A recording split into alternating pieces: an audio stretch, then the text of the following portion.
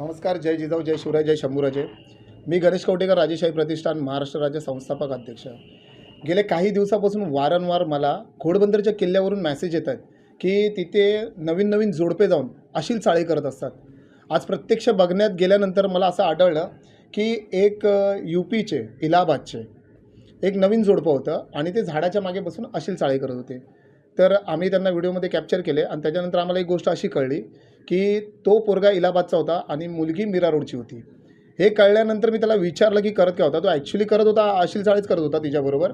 पकडल्यानंतर तो बोलतो, नाही आम्ही असेच बसलेलो होतो, हे करत होतो, ते करत होतो. त्यानंतर मी तिथल्या सुरक्षा दलाला भेटलो, त्याला सांगितलं की असा असा प्रकार इथं घडतो आहे. तर तो बोला, नाही ठीक आहे दादा, मी तरी काय करणार, कारण इथं आम्हाला कुठे जागाच नाही आहे, बसायला काय नाही. तर माझी सरकारला फक्त एवढंच विनंती आहे की तिथे गडकोट किल्ल्यांवरती जे तुम्ही सुरक्षा दल बसवलेले आहेत त्यांना एक चांगली कॅबिन किंवा बसायला एक चांगलं ऑफिस द्या. दुसरी गोष्ट, गडावरती जर असे कोण अशील चाळी करत असतील तर त्यांना लवकरात लवकर निदर्शनानं त्यांच्यावरती गुन्हे दाखल करा. कारण विषय असा आहे की त्या जंगल भागामध्ये एखाद्या जर मुलीवरती एखादा प्रकार, अनुचित प्रकार घडून गेला तर त्याला जबाबदार कोण राहील. कारण आपल्या कोणाला माहितीच नसतं की गडावरती येतोय कोण आणि जातोय कुठे. तर असे काही प्रकार घडत असतील तर माझी सर्व शिवभक्तांना आणि सर्वांना एकच गोष्ट सांगणं आहे की कुठे असं काही घडत असेल तर सरकारच्या नजरेत आणून दाखवावे, नाही तर तिथले असलेल्या पोलीस दलाला कळवावे. तुर्तास थांबतो. जय हिंद, जय महाराष्ट्र, जय शिवराय.